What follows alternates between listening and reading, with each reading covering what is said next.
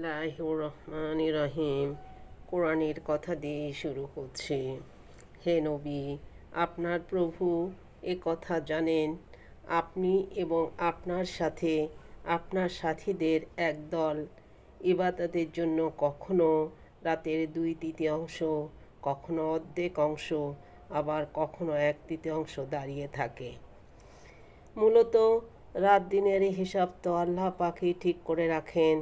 তিনি এও জানেন তোমরা এর সঠিক হিসাব করতে সক্ষম হবে না। তাই আল্লাহ পাক এ ব্যাপারে তোমাদের উপর ক্ষমতা প্রয়োগ হয়েছেন। অতএব এখন থেকে কোরআনের যে পরিমাণ অংশ তেলাওয়াত করা তোমাদের জন্য সহজ, ততটুকুই তোমরা তেলাওয়াত করো। আল্লাহ পাক তোমাদের অবস্থা জানেন। তোমাদের ভেতর কেউ অসুস্থ হয়ে পড়তে পারে, আবার পরবর্তীতে কেউ আল্লাহর অনুগ্রহ জীবিকা সন্ধানের উদ্দেশ্যে সফরে বের হতে পারে। আবার একদল লোক আল্লাহর পথে যুদ্ধে নিয়োজিত হবে। তাই এ পরিপ্রেক্ষিতে তা থেকে যতটুকু অংশ পড়া তোমাদের জন্য সহজ, ততটুকুই তোমরা পড়ো। তোমরা নামাজ প্রতিষ্ঠিত করো, মাল সম্পদের জাকাত আদায় করো এবং দান করার মাধ্যমে আল্লাহকে উত্তম ঋণ দিতে থাকো। মনে রাখবে, যা কিছু ভালো ও উত্তম কাজ তোমরা আগেভাগেই নিজেদের জন্য আল্লাহর কাছে পাঠিয়ে রাখবে।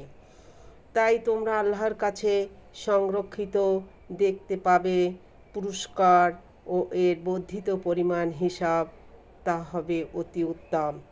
তারপর নিজেদের পাপ খাতার জন্য আল্লাহর কাছে ক্ষমা প্রার্থনা করো। নিঃসন্দেহ আল্লাহ পাক অতীব দয়ালু, অধিক ক্ষমাশীল। সূরা মুজাম্মিল 20 নম্বর আয়াত।